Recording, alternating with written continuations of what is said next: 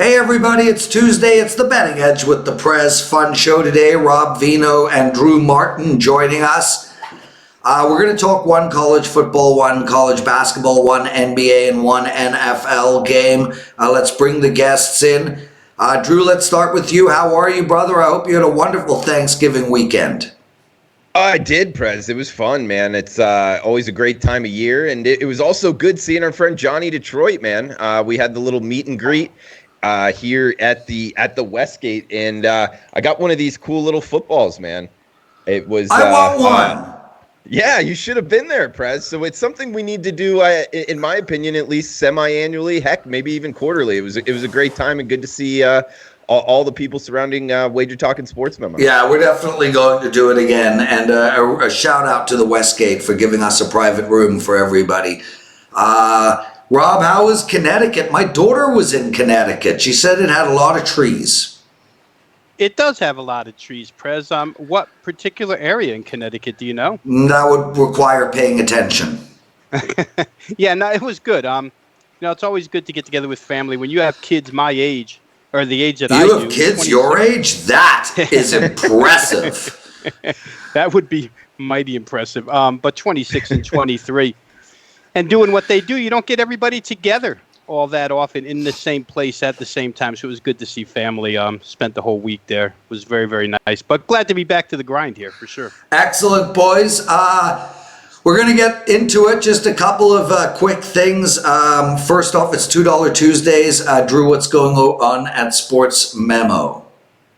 Joe Ranieri, man, he's been hot in the NFL fire. And college football. Yeah, man. So he's the hottest handicapper. He's $2 handicapper. Get his top play, a 5%er in the Pac-12 championship game, Utah versus Oregon. It's a play that I like, and you can get it for only $2 at sportsmemo.com right now. Yeah, Marco's the $2 handicapper at WagerTalk.com. He's got a college basketball play up for everyone.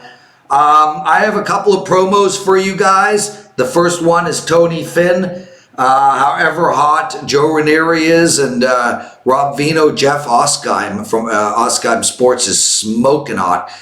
Tony is just annihilating the world. 2-0 on Monday. He's on a 72-39 all sports run. That's 65%. I took $100 off of a month of all his plays, and not any month, the month, right now. Head over to WagerTalk.com. Use the promo code TonyMonth. As well, a quick shout out. Puck Time is up for Tuesday. Carmine and Andrew. And, well, I just finished taping the college football betting show with Teddy and Dave, and they gave me nothing but grief. I mean, that show was just tough to get through. I got yelled at, screamed at. I got called out. I mean, if you want to see the Prez get his ass handed to him, check out the college football betting show this week. Yeah, Dave Koken just wasn't happy with me, and it got to the point where Teddy didn't even want to talk to me anymore. Drew, I'm sure you host shows. You do not have that same thing happen to you.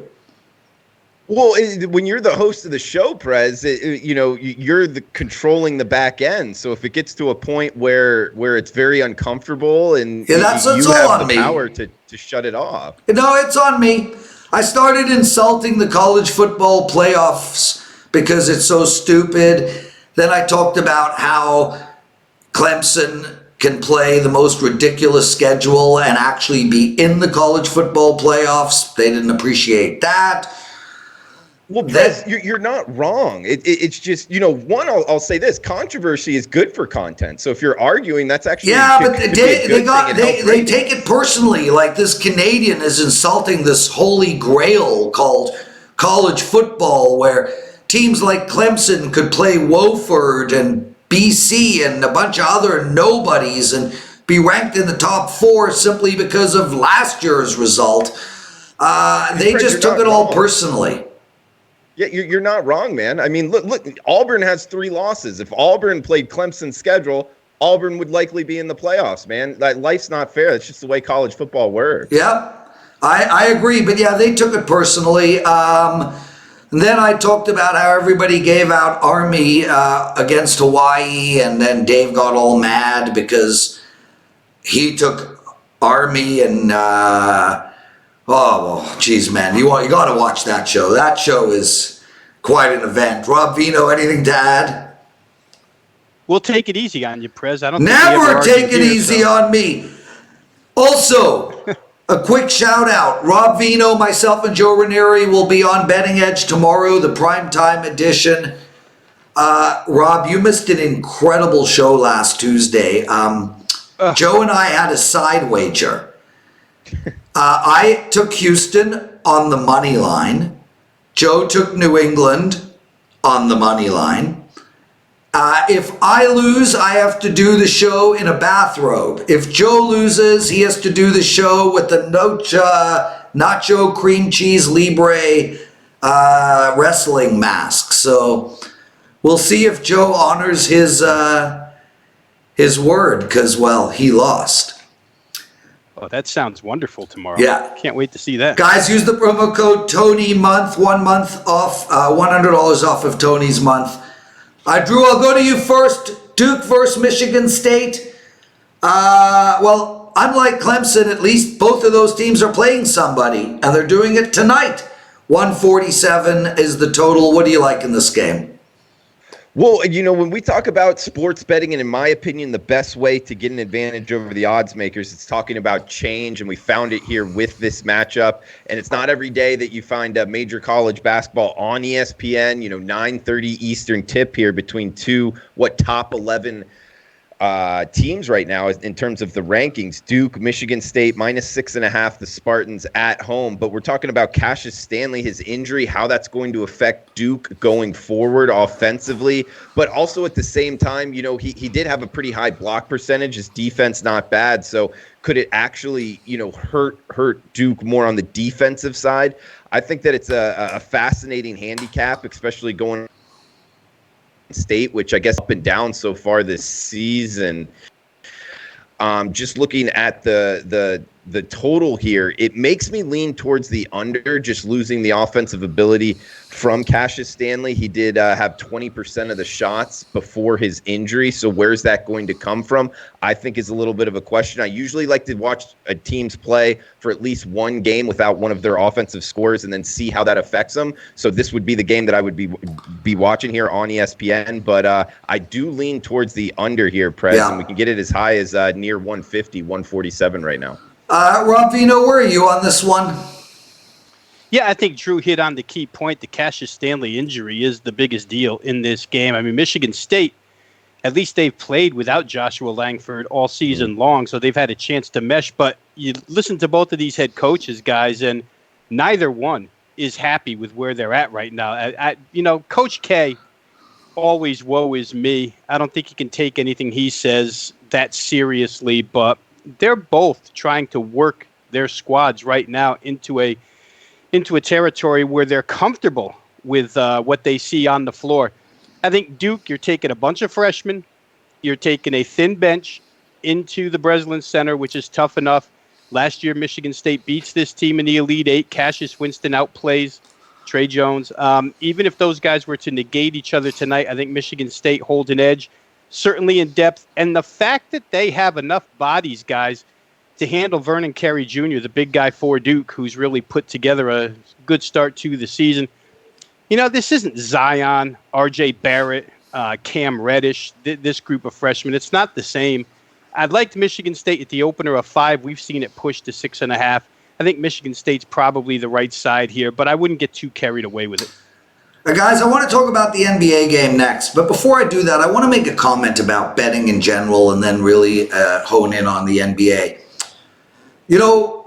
A lot of people talk about how lines are made, what are the important factors in lines, and, I'll give you an example of what actually is an important factor in a line. New York Yankees, Boston Red Sox, against, Seattle.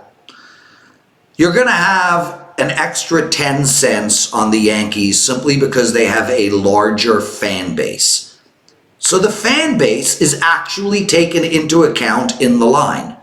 Another thing that is taken into account in the line are articles on ESPN.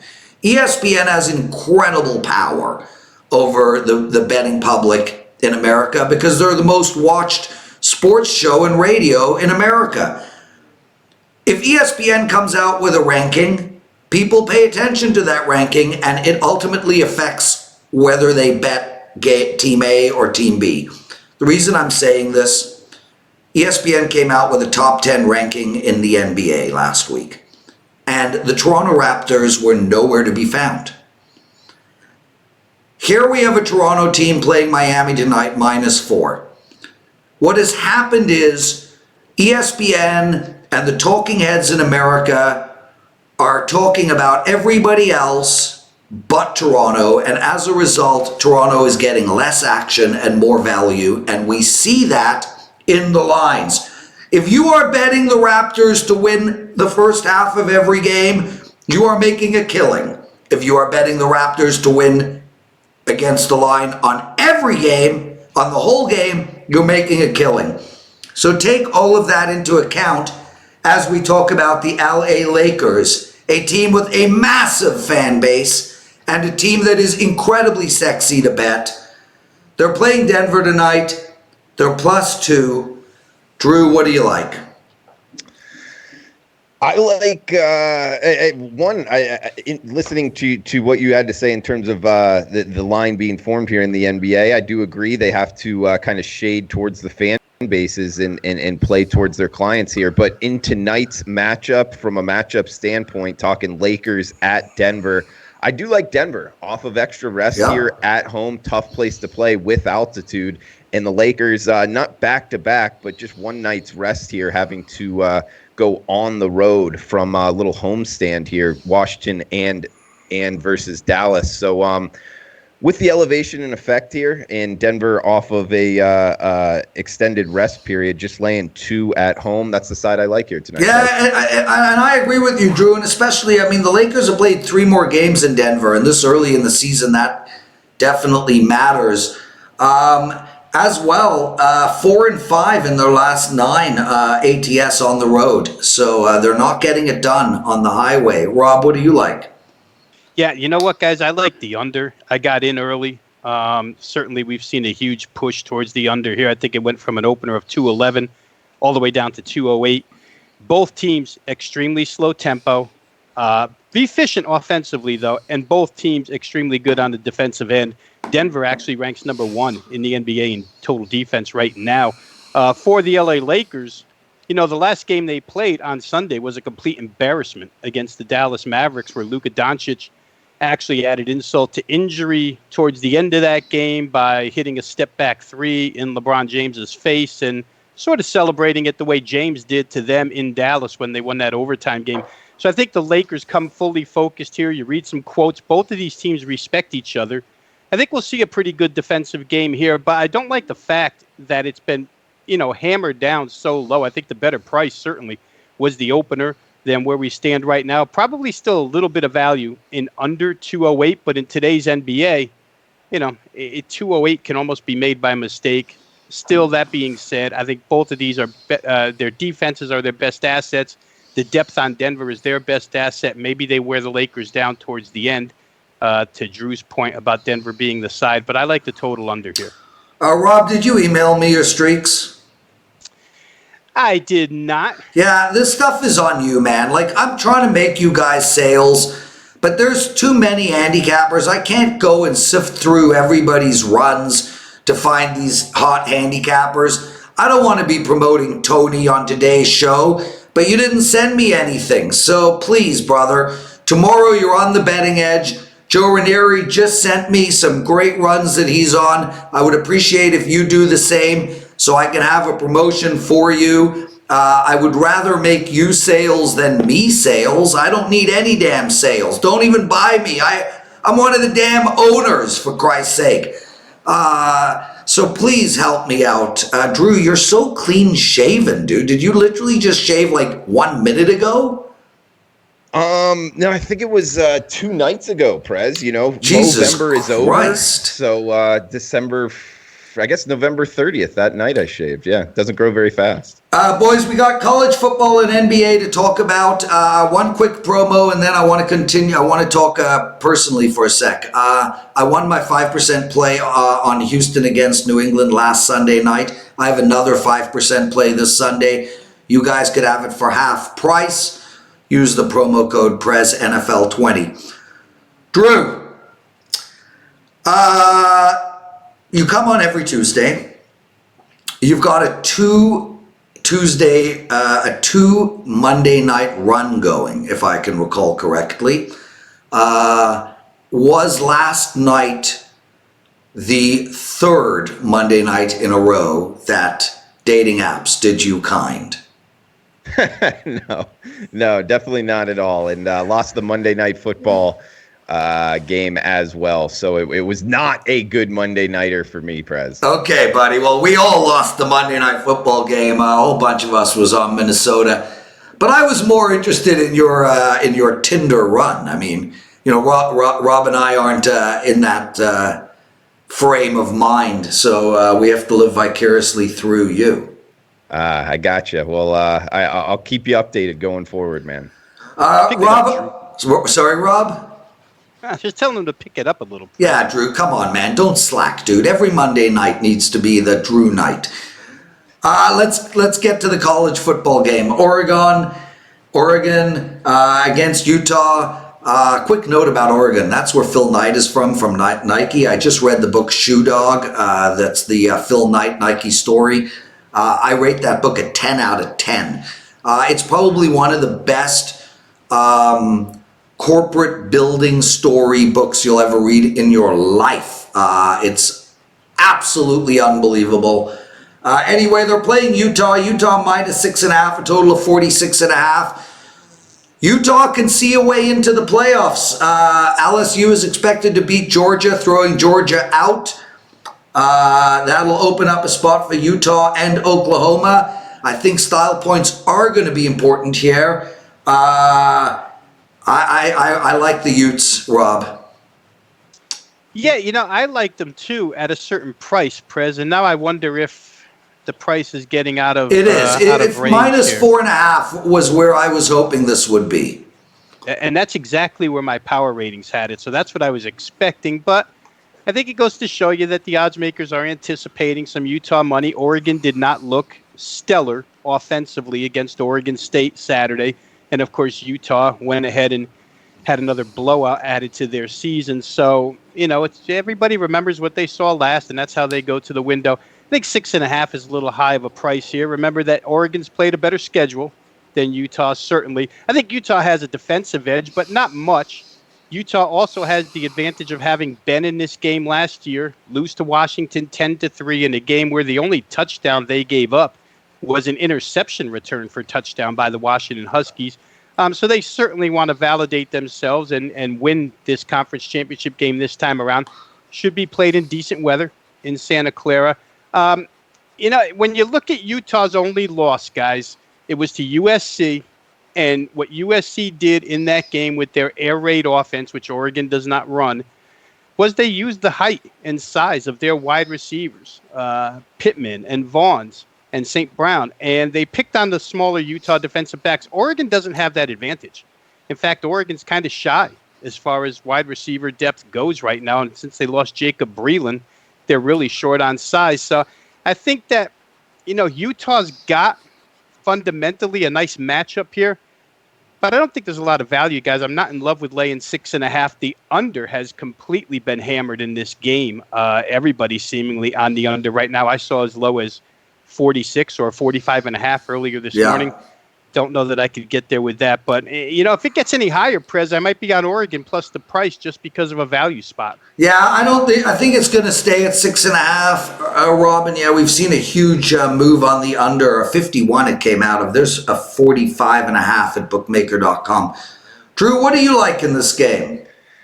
I like the Utes here, Prez. One, we got a short week, and they are the home team. I like that situation. Plus the fact 11-1. They're also 9-3 ATS. They've won 8 straight against the spread. Very quietly here, the Utes have been one of the most profitable teams this season in college football.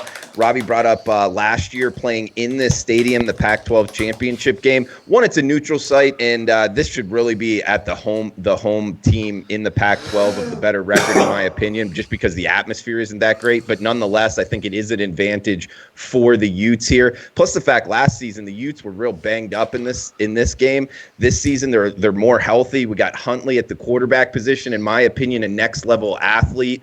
Then we got a running back next level here, and the defense very good, best in the Pac-12, and head coach, I give the advantage towards the Utes as well. So really across the board, I think the Utes, if chalk happens, they punch their ticket into the playoff. I know, talking heads in college football are going to make it, Oklahoma or Utah. No, in my opinion, it's Utah's to lose. So if chalk happens, Utah's going to punch their ticket. And I think that they got a puncher's chance to win the national championship here. It's a great profile. It's a good team. Rob brought up 23-20 loss to USC. I watched every play that game. I feel like if they play 10 times, Utah wins at least 7 of them. All the 50-50 balls went USC's way that night. So overall, I think the Utes are the side, and I'm looking to bet pretty much circled Utah as a one-way go the rest of the season. 8 straight ATS wins. I think they make it 9 on Friday night, Prez. Great take, Drew. Outstanding stuff. Same with you, Rob. Love having you guys on the Betting Edge. Every Tuesday, these two guys are with me. Drew, I asked you to pick the games to talk about today, and you picked a hell of a game in NFL, that's for sure. Kansas City +3 going into New England, and I think here's a perfect example. I mean, this has got Clemson written all over it. New England has played nobody all year. When they finally did play somebody, say Buffalo, they won on a blocked punt. Say Dallas, Dallas stinks, so let's move on. Or Baltimore, which they stunk it up, couldn't beat Houston, and now they find themselves favored. And I get it. Look, they've got an outstanding defense, but we did see Houston put points up against that defense, and we know Kansas City is going to score here, Drew. I don't know how New England could keep up. I mean, I said it yesterday. Tom Brady's arm's so dead, the guy can't masturbate anymore. Drew, what do you like? I don't think he needs to masturbate. He's got a pretty hot wife. Well, there, dude, that doesn't mean she gives it up. I would hope so. I mean, he's Tom Brady, man. Yeah, dude, we all... no, dude, no. Okay, Rob, you coughed it out. Yeah, because hope and actually having it happen, Prez, are 2 different things. Yeah. Especially when you're a married guy. Yeah, it ain't happening, Drew. Oh, man, I hope so for his sake. But given that his arm's so damn dead, you would hope. Well, he's the defending Super Bowl quarterback champion here, Prez. Yeah, I mean, what does that mean? That was last year. Well, we watched Peyton Manning step out on top, and he didn't exactly have the strongest arm winning the Super Bowl. Yeah, you're 100% right. Nor did he have Patrick Mahomes to beat, Lamar Jackson to beat, Deshaun Watson to beat, then has to go into the Super Bowl and play Drew Brees or, Jimmy G. That would be the greatest, dude, because, New England had Jimmy G, had some superstar to be quarterback for the next 20 years, but Robert Kraft let his ego get in the way. That's a whole different story. Drew, who's winning this game? Well, yeah, Patrick Mahomes is going to be tough to stop, and we've seen since he's been really almost 100% healthy, maybe 100%, winning 2 straight up and ATS here and looking really good this past Sunday. And how about their defense, Drew? Since their bye, they're unstoppable. Yeah, you're right. And we talk about change and in defense getting better. They showed it in that form right there, Prez. But overall, man, it's tough to get rich betting against New England at home in December.